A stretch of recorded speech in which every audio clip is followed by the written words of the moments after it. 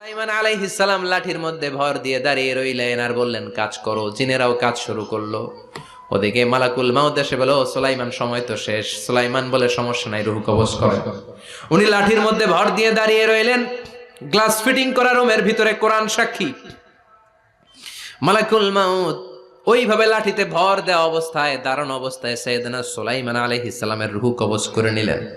উনি এমন ভাবে দাঁড়িয়েছেন, রূহ চলে গেল, লাশ হয়ে দাঁড়িয়ে রইলেন। লাঠির মধ্যে দাঁড়িয়ে আছেন, জমিনের মধ্যে লুটিয়ে পড়ে নাই। সুবহানাল্লাহ।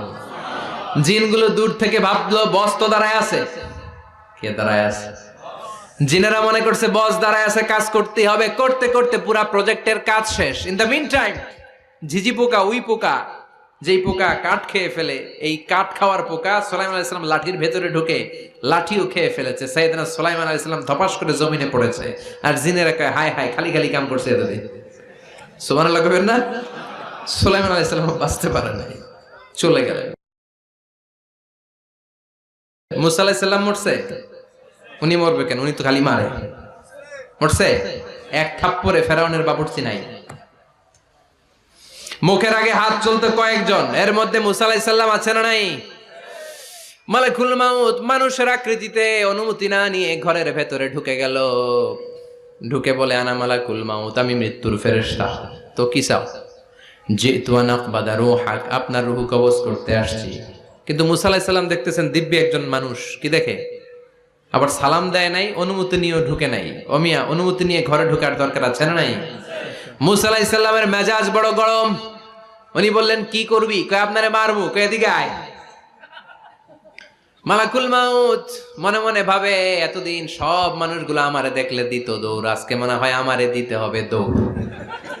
এক পা গায়ে দুই পা পেছায় সাহস করে সামনে গেলেন। আবার মুসা আলাইহিস সালাম দিলেন এরকম থাপ্পড়।